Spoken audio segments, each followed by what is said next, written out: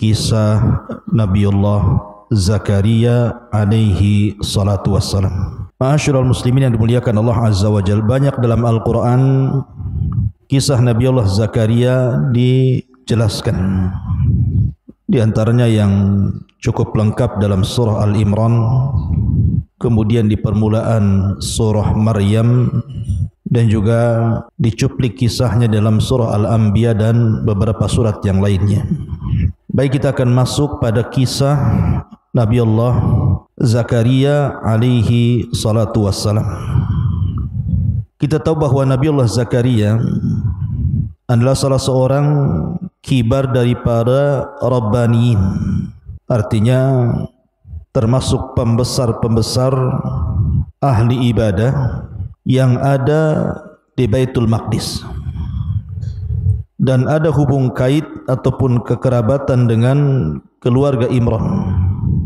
Dan kita sudah singgung kisahnya, siapa keluarga Imran, keluarga yang sangat suci dan dimuliakan oleh para ahli ibadah di Baitul Maqdis. Ma'asyiral muslimin yang dimuliakan Allah Subhanahu wa taala, kita ambil pembahasan di pagi hari ini dari satu surat saja, baru kita akan bentangkan atau kita sambung-sambungkan dengan ayat dalam surah-surah yang lainnya. Kita akan baca dalam surah Al-Imran ayat 38 dan seterusnya sampai ke 42. Allah Subhanahu wa taala berfirman, "Hunalika da'a Zakaria rabbah. Qala rabbi habli min ladunka dzurriyyatan thayyibatan innaka sami'ud du'a." Di sanalah Zakaria berdoa kepada Tuhannya dan berkata, "Ya Rabb, berilah aku keturunan yang baik dari sisimu. Sesungguhnya Engkau Maha mendengar doa." Fanadatul malaikatu wa huwa qa'imun yusalli fil mihrab, "Annallaha yubashshiruka bi Yahya musaddiqan bi kalimatin minallahi wasayyidan wa hasuran wa nabiyyan minas salihin." Kemudian para malaikat memanggilnya ketika dia berdiri melaksanakan salat di mihrabnya. Allah telah menghabar gembirakan kepadamu wahai Zakaria dengan kelahiran Yahya yang membenarkan sebuah kalimat dari Allah, dan kelak dia akan menjadi panutan dan juga berkemampuan untuk menahan hawa nafsunya, dan dia kelak akan menjadi seorang nabi dan dia termasuk orang-orang yang saleh. Qala rabbi aina yakunu li ghulamun wa qad balaghani al-kibar wa imraati akir. Qala kadzalika Allahu yaf'alu ma yasha. Dan Zakaria berkata, "Wahai Tuhanku, bagaimana aku bisa mendapatkan anak sedangkan aku sudah sangat tua dan istriku pun mandul?" Maka Allah berfirman, demikianlah Allah berbuat apa yang dia kehendaki. Qala rabbi ij'al li ayah. Qala ayatuka alla tukalliman nasa thalathata ayyamin illa ramzah wadhkur rabbaka katsiran wasabbih bil ashi wal ibkar. Maka Zakaria berkata, "Ya Tuhanku, berilah kepadaku sebuah tanda." Maka Allah berfirman, tanda bagimu adalah bahwa engkau tidak berbicara dengan manusia selama 3 hari kecuali dengan isyarat, dan sebutlah nama Tuhanmu sebanyak-banyaknya dan bertasbihlah memuji Tuhannya pada waktu di petang hari dan pagi hari. Inilah cuplikan kisah di dalam surah Al-Imran. Ma'asyiral muslimin, para pemirsa Humairah Channel ataupun Kiswah TV yang dimuliakan Allah Subhanahu wa taala, sedikit kita mengenal biografi Nabiullah Zakaria. Kita tahu bahwa Zakaria ini nasabnya sampai kepada Israel, dan Israel artinya Nabiullah Yaqub alaihi salatu wassalam. Dan ada juga yang mengatakan, seperti Ibnu Khaldun mengatakan bahwa Zakaria ini sampai nasabnya kepada Nabiullah Daud alaihi salatu wassalam, salah satu keturunan Yahuda, putra daripada Nabiullah Yaqub alaihi salatu wassalam. Dan ada yang mengatakan yang lainnya. Dan kita tahu bahwa saya singgung di awal, Zakaria termasuk kibarur rabbaniin, pembesar dari pembesar-pembesar yang memakmurkan Baitul Maqdis bersama keluarga Imran. Dan Nabi Zakaria ini diuji oleh Allah Subhanahu wa taala dengan ujian yang banyak. Nanti saya akan ceritakan apa saja ujiannya. Tetapi Nabi Zakaria ini walaupun seorang nabi, disebutkan pekerjaannya itu adalah najjar, tukang kayu, mungkin bahasa kitanya mebel gitu ya. Itulah pekerjaan Nabi Allah Zakaria, artinya dia bekerja dengan tangannya, dengan hasil jerih keringatnya. Dan begitulah para nabi, mereka bekerja dengan hasil jerih payah dirinya untuk menghidupi diri dan keluarganya. Ma'asyiral muslimin yang dimuliakan Allah Azza wa Jalla, sebagaimana layaknya para nabi yang lainnya, Nabi Zakaria ini mendapatkan tantangan di mana kaumnya tidak banyak yang beriman. Bahkan kerabat-kerabatnya sendiri juga banyak yang menentang. Makanya Allah Subhanahu wa taala berfirman, "Fariqan kadzabtum wa fariqan taqtulun." Fariqan kadzabtum wa fariqan taqtulun. Sebagian mereka itu mendustakan para nabi. Lah Zakaria juga sama mendapatkan hal yang serupa dengan nabi-nabi sebelumnya, didustakan kaumnya. Sehingga ada kekhawatiran bagi Zakaria, kalau seandainya dia tidak punya keturunan, maka tidak ada lagi yang bisa memperbaiki kaum dan kerabatnya. Dari situ Zakaria terus berdoa, tidak bosan-bosannya dia berdoa kepada Allah Subhanahu wa taala agar diberikan keturunan. Makanya dalam surah Maryam Allah Subhanahu wa taala berfirman, "Dzikru rahmati rabbika 'abdahu Zakaria." Dzikru rahmati rabbika 'abdahu Zakaria. Yang dibicarakan ini adalah penjelasan tentang rahmat Rabbmu yang diberikan kepada hambanya Zakaria, idnada rabbahu nidaan khafiyya, ketika dia terus berdoa kepada Allah Azza wa Jalla dengan suara yang lembut. Artinya Zakaria terus berdoa kepada Allah Subhanahu wa taala dan tidak bosan-bosannya. Makanya kemudian karena kekhawatiran itulah, kalau seandainya tidak ada keturunan yang meneruskan dakwah dari keluarga Yakub, terutama kerabat-kerabatnya, makanya dia mengatakan, "Wa inni khiftul mawaliya min warai." Wa inni khiftul mawaliya min warai.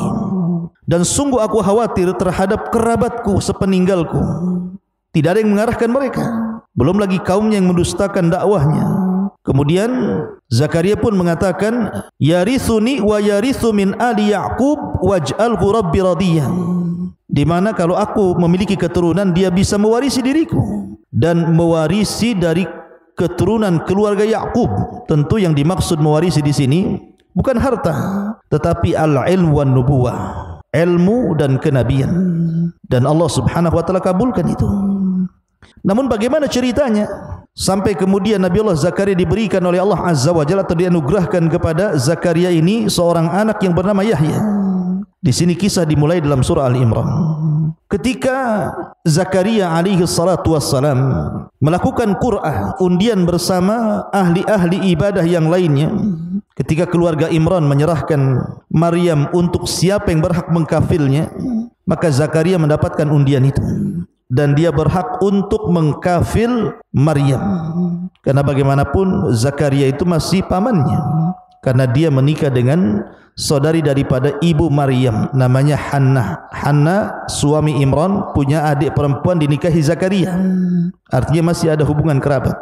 Lah Zakaria lah ini kemudian mengasuh Maryam, sampai ketika ada peristiwa ketika Zakaria masuk ke mihrab Maryam, rupanya didapati banyak makanan.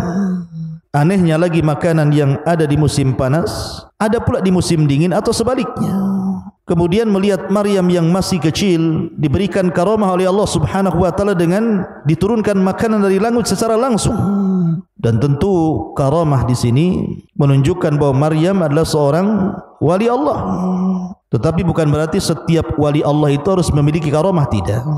Abu Bakar tidak memiliki karamah, artinya Tidak dikisahkan kepada kita Abu Bakar itu memiliki hal-hal yang ajaib, yang aneh, yang tidak dimiliki manusia. Apa kemudian kita katakan karena dia tidak punya karamah Abu Bakar bukan wali? Tentu tidak bisa dikatakan seperti itu. Karena keanehan-keanehan di dunia ini terkadang ada orang yang salah sangka. Ketika ada orang yang memiliki keanehan langsung disebut wali. Makanya Imam Syafi'i rahimahullahu taala mengatakan, "Idza ra'aitar rajula," apabila engkau melihat seseorang yamshi 'alal ma'u yatiru fil hawa, bisa berjalan di atas air atau bisa terbang, maka lihat amalannya, cocokkan amalannya dengan Quran dan Sunnah. Kalau memang amalannya cocok dengan Quran dan Sunnah, dia wali Allah. Tapi kalau tidak cocok dengan Quran dan Sunnah, dia wali syaitan, walinya syaitan. Makanya tidak setiap keanehan itu langsung pemiliknya dikatakan wali. Karamah itu hanya diberikan kepada orang-orang yang bertakwa kepada Allah Azza wa Jalla, karena keanehan di dunia ini cuma 3. Mukjizat diberikan kepada para nabi, karamah diberikan kepada para wali, dan sihir, itulah hamba-hamba syaitan, dukun dan yang semacamnya. Lah ketika kita kembali ke kisah Zakaria ini masuk ke mihrab Maryam, Maryam ini mendapatkan karamah dari Allah, banyak makanan terutama buah-buahan, sehingga Nabi Zakaria alaihi salatu wassalam bertanya kepada Maryam, kullama dakhala 'alaiha Zakaria al-mihraba wajada indaha rizqan qala ya Maryam anna laki hadha qalat huwa min indillah innallaha yarzuqu man yasha bighairi hisab. Maka ketika Allah Subhanahu wa taala menjelaskan dalam ayat ini, maka ketika Zakaria masuk menemui Maryam di mihrabnya, sekali lagi Maryam itu mihrab tempat khusus untuk ibadah. Tiba-tiba kemudian Zakaria mendapatkan banyak makanan di mihrab Maryam itu. Maka Zakaria bertanya kepada Maryam, wahai Maryam, dari mana ini kau peroleh? Siapa yang kasih? Maka dengan yakinnya Maryam mengatakan, qalat huwa min indillah. Dia datang dari Allah Subhanahu wa taala. Innallaha yarzuqu man yasha bighairi hisab. Karena Allah memberikan rizki kepada siapa yang Dia kehendaki tanpa ada perhitungan. Mendengar ucapan Maryam ini masuk ke akal Zakaria. Seolah-olah Zakaria mengatakan, ini Maryam masih kecil, dia tidak pernah menghabiskan waktu kecuali untuk ibadah. Kemudian Allah sayang dan Allah berikan karamah. Kenapa aku tidak sama dengan dia? Maka dari situ kemudian Zakaria mengikuti cara Maryam. Akhirnya dia tidak pernah keluar dari mihrabnya dan terus berdoa. Dari sini Allah katakan, hunalika da'a Zakaria rabbah qala rabbi habli min ladunka dzurriyyatan thayyibatan innaka sami'ud du'a. Di sanalah Zakaria berdoa pada Tuhannya dan dia mengatakan, qala rabbi habli, ya Rabb, hibahkan kepadaku. Lihat bagaimana ibarah Al-Quran. Zakaria tidak mengatakan Rabbi urzuqni, Rabbi a'tani, wahai Rabb berikan rezeki kepadaku, atau ya Rabb berikan kepadaku anak. Bukan begitu bahasanya, tapi menggunakan bahasa habli dari kata hibah. Seolah-olah, dan kita tahu bahwa bahasa hibah itu artinya memberi tanpa diminta, itu disebut hibah. Kalau orang kemudian memberi tanpa diminta, berarti itu definisi hibah. Jadi Zakaria mengatakan habli, maksudnya seolah-olah kalau saya bahasakan, Nabi Zakaria mengatakan kepada Allah Subhanahu wa taala, ya Allah, karuniakanlah kepadaku anak, hibahkan kepadaku anak. Dan kalau engkau berikan aku anak, tidak akan berkurang kekayaanmu, tidak akan berkurang kekuasaanmu. Apalah seorang anak dibandingkan kekuasaanmu ya Rabb. Makanya itu yang dijadikan bahasa berdoanya Zakaria, Rabbi habli min ladunka, ya Rabb hibahkan kepadaku seorang anak dari sisimu, dzurriyyatan thayyibatan, yang kelak akan menjadi keturunan yang baik. Innaka sami'ud du'a. Dengan yakinnya Zakaria mengatakan, karena engkau zat yang maha mendengar doa.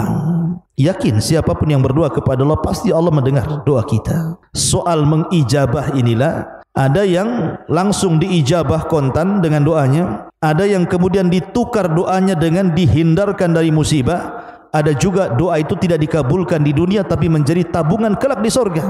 Jadi tidak ada ruginya orang berdoa itu. Lah karena Zakaria terus berdoa kepada Allah Azza wa Jalla, maka Allah itu rahim, kasih sayangnya lebih luas dibandingkan kemurkaannya. Inna rahmati sabaqat ghadabi. rahmatku menjangkau kemurkaanku.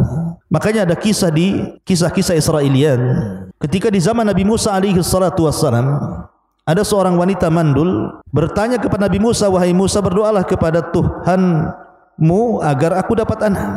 Maka Musa pun kemudian berbicara dengan Allah dan mengatakan, ya Rabb, si fulan datang kepadaku dan dia ingin punya anak.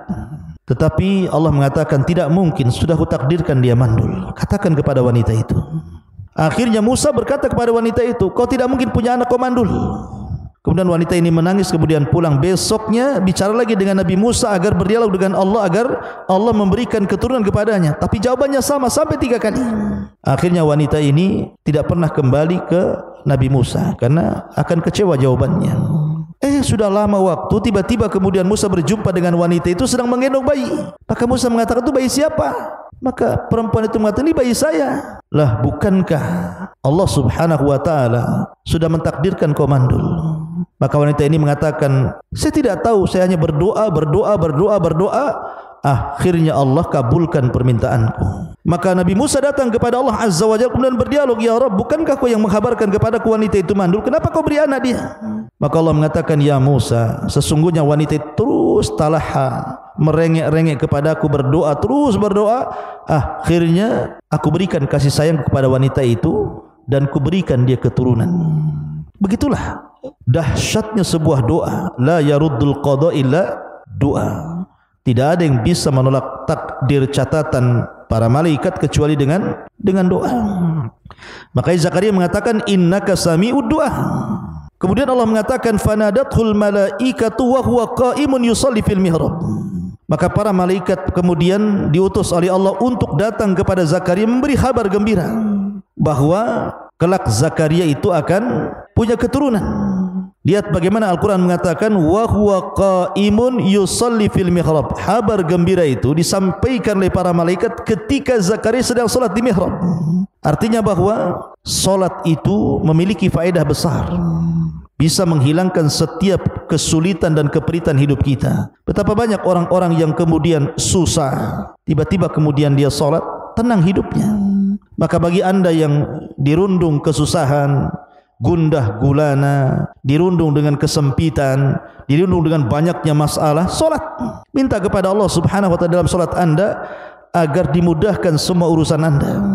Maka yakinlah salat itu bisa menolong anda. Makanya Allah mengatakan, wasta'inu bis sabri was salat. Mintalah pertolongan kepada dengan kesabaran dan dengan salat.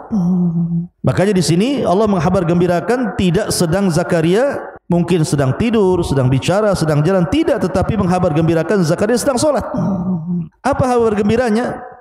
Annallaha yubashshiruka bi Yahya musaddiqan bi kalimatin minallahi wa sayyidan wa hasuran wa nabiyyan minas salihin. Bahwa Allah akan menghabarkan gembira kepada wahai Zakaria akan kelahiran Yahya yang membenarkan kalimat dari Allah dan kelak akan jadi panutan, dan dia bisa mencegah hawa nafsu, dan dia kelak jadi nabi, dan dia termasuk hamba-hamba Allah yang saleh. Masyarul muslimin yang dimuliakan Allah Azza wa Jalla, sedikit saya ingin jelaskan faedah tentang kisah Zakaria ini. Nabi Zakaria ini diuji oleh istrinya. Nabi Zakaria ini diuji oleh istrinya, di mana setelah istrinya kemudian menginjak tua, istrinya berubah sifatnya, berubah wataknya, berubah akhlaknya. Jadi su'ul khuluq, jelek akhlaknya. Dan itu ujian tersendiri bagi Nabi Zakaria. Jadi istrinya itu muamalahnya tidak baik. Mungkin bisa juga penyebabnya karena dia sudah tua, sudah menopause, tidak keluar haid lagi. Artinya sudah mandul, tidak mungkin punya keturunan. Jadi setiap istri memandang orang-orang yang sebaya dengan dia, dari wanita-wanita yang sezamannya itu, yang sudah punya anak, sudah punya cucu, ngomong cucu ke sana kemari, cemburu. Sehingga akhirnya tasakhut, suka marah-marah. Pokoknya disebutkan oleh para ulama su'ul muamalah, buruk muamalahnya dengan Nabi Allah Zakaria ini. Dan begitulah kehidupan berumah tangga. Terkadang pertengkaran dalam rumah tangga itu pemicunya adalah seorang istri karena buruknya akhlaknya. Saya contohkan dalam beberapa riwayat di zaman Nabi sallallahu alaihi wasallam. Di zaman Nabi sallallahu alaihi wasallam ada seorang sahabat namanya Safwan ibnu Mu'attil. Ingat namanya Safwan ibn Mu'attil.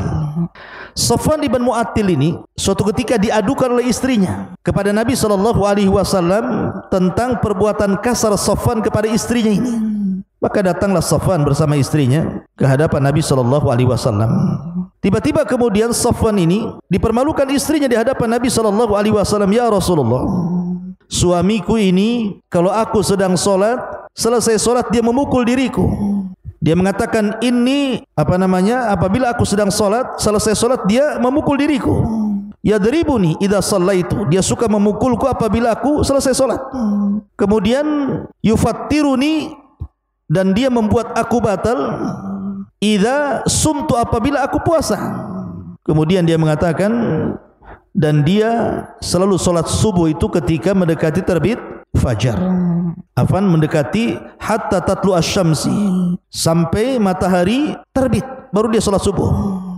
Secara logika, kalau orang mendengar aduan istri seperti itu kepada Rasul, pasti yang disalahkan suaminya. Pertama, dia suka mukul. Yang kedua, istrinya dilarang puasa. Yang ketiga, salat subuhnya ketika terbit matahari. Mungkin orang mengatakan ini masalah Safwan ini. Tapi Nabi SAW tentu tidak mau mendengar satu pihak. Rasul akan meminta keterangan Safwan, betul enggak tuduhan istrimu itu? Maka Safwan mengatakan di hadapan Nabi SAW, wahai Rasul, kenapa aku memukul istriku ketika dia selesai solat?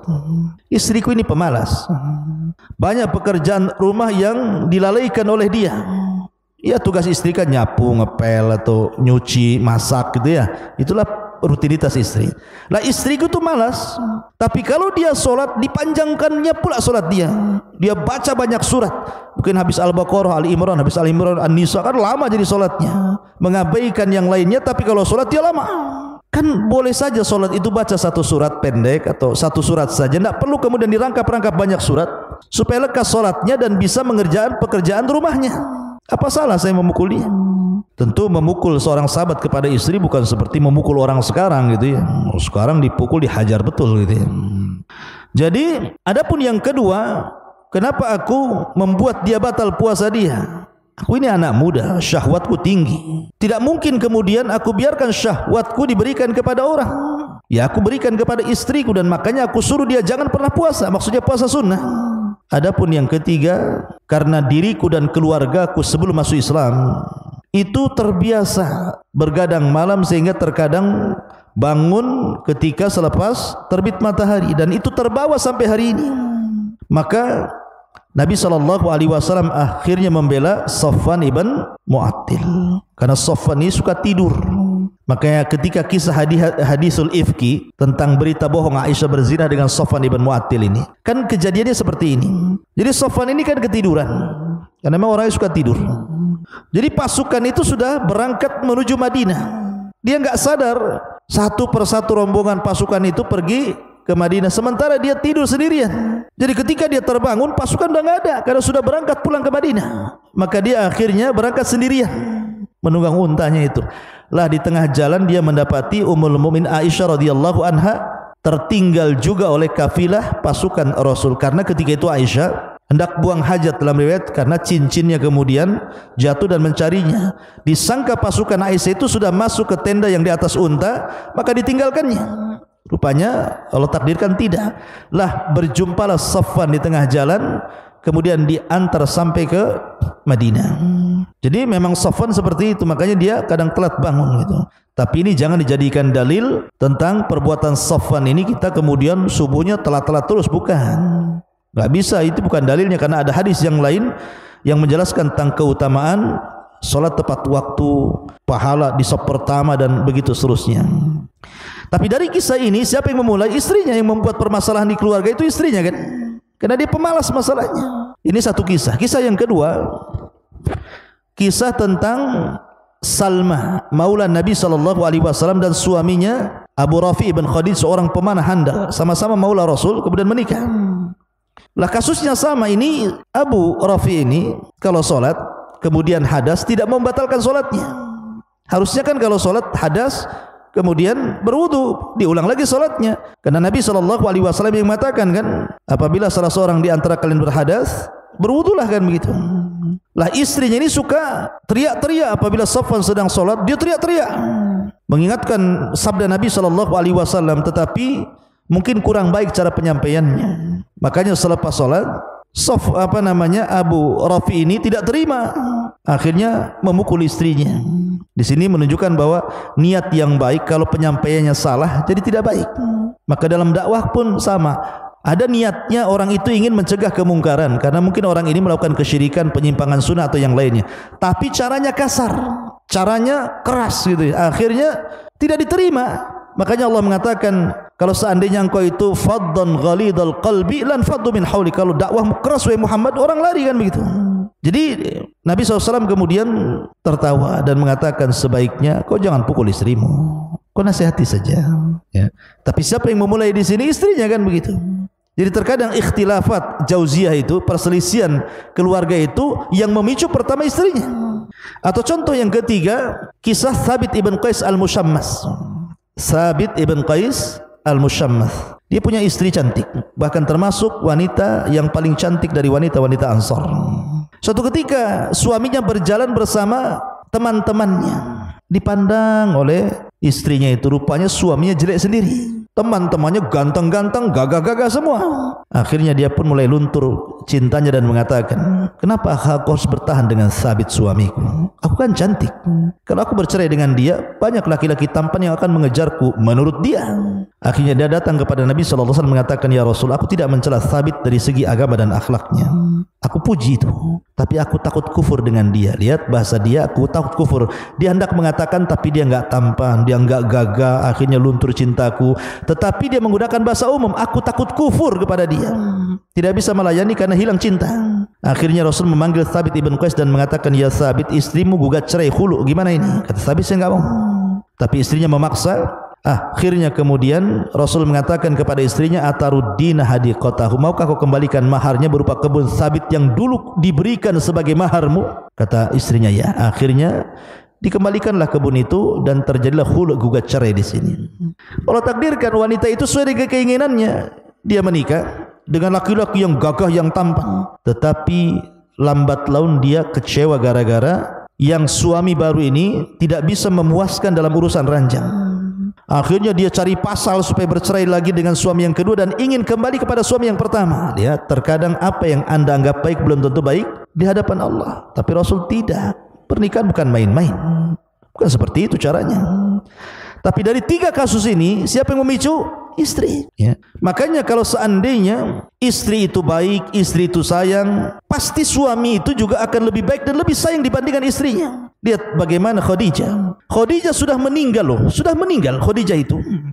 Tetapi Nabi SAW terngiang-ngiang, teringat-ingat tentang Khadijah sampai suatu ketika Khalah bintu Khuwailid masuk, dan itu saudari dari Khadijah, mengetuk rumah Rasul. Kemudian Rasul mendengar suaranya.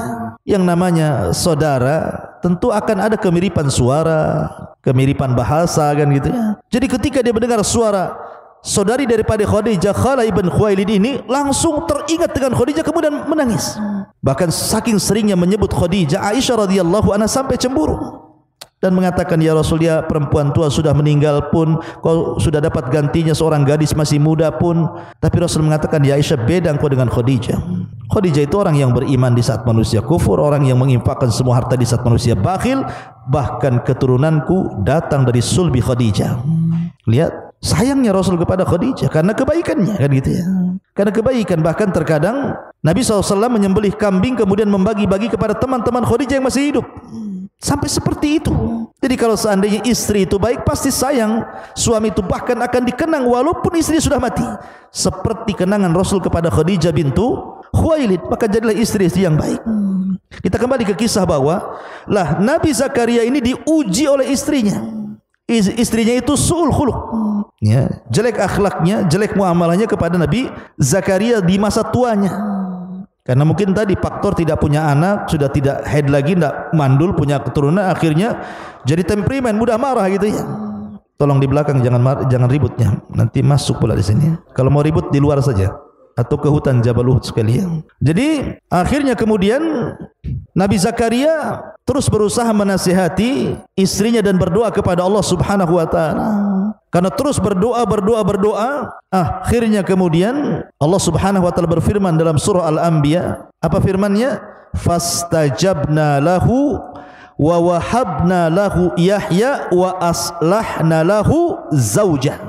Dan kami kabulkan permintaan Zakaria dan kami anugerahkan kepada Zakaria Yahya dan kami aslahna lahu zauja, kami perbaiki istrinya. Memang ada penafsiran tentang kalimat aslahna lahu zauja ini, dan kami perbaiki istrinya Zakaria ini. Ada yang mengatakan bahwa istrinya Zakaria itu kenapa dia mandul, karena sudah menopause, sudah tidak keluar haid lagi.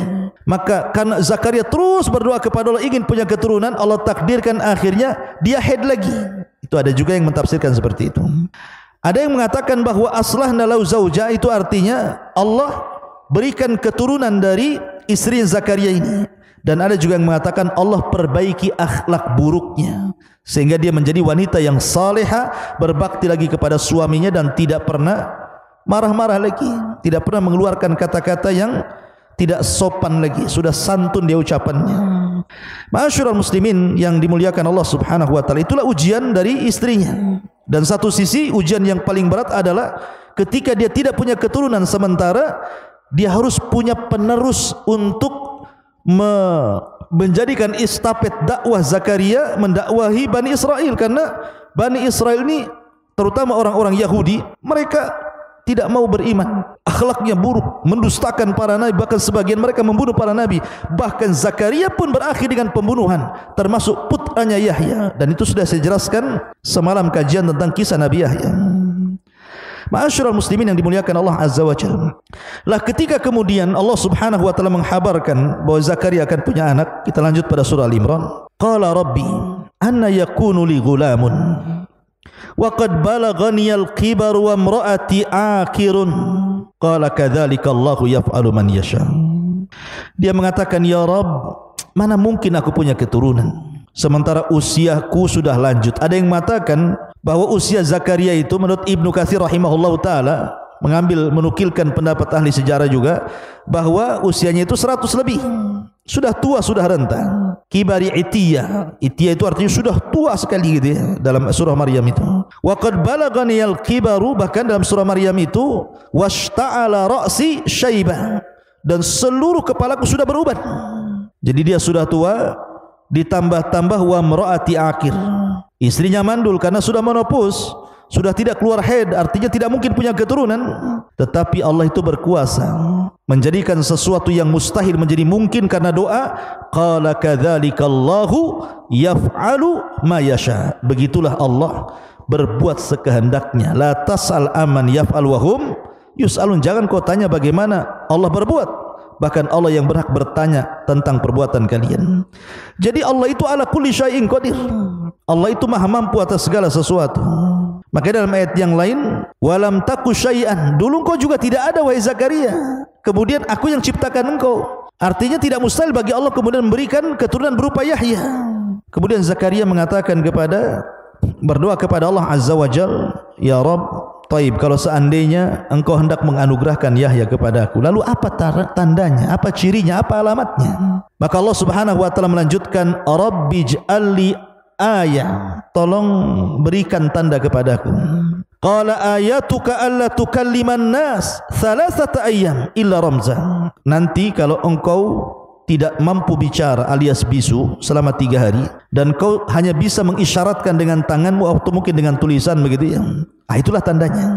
Maka suatu hari kemudian Ayub pun berdoa kepada Allah di mihrabnya, salat, berzikir, mengingat Allah Azza wa Jalla. Tiba-tiba dia tidak bisa bicara, zikir pun tidak bisa, tiba-tiba membisu, dan itu selama 3 hari. Zakaria baru sadar. Allah pernah mengatakan ini bagian daripada tanda-tanda bahwa istrinya yang mandul akan kembali hamil.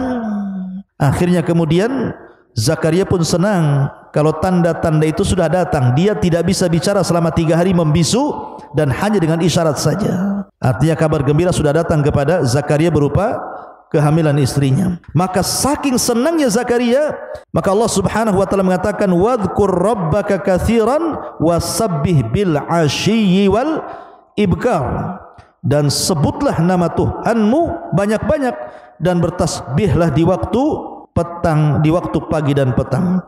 Dan dalam surah Maryam Allah Subhanahu wa taala kemudian mengatakan kepada Zakaria, suruh keluar kepada kaumnya,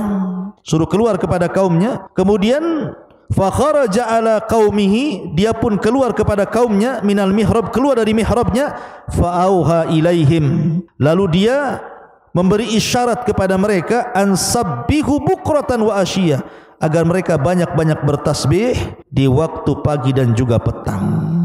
Dan itu menunjukkan apa? Allah itu suka kalau seandainya orang menampakkan asar daripada nikmat Allah. Makanya Allah mengatakan fa bi ni'mati rabbika fahaddis, maka dengan nikmat Allah tampakkan nikmat itu.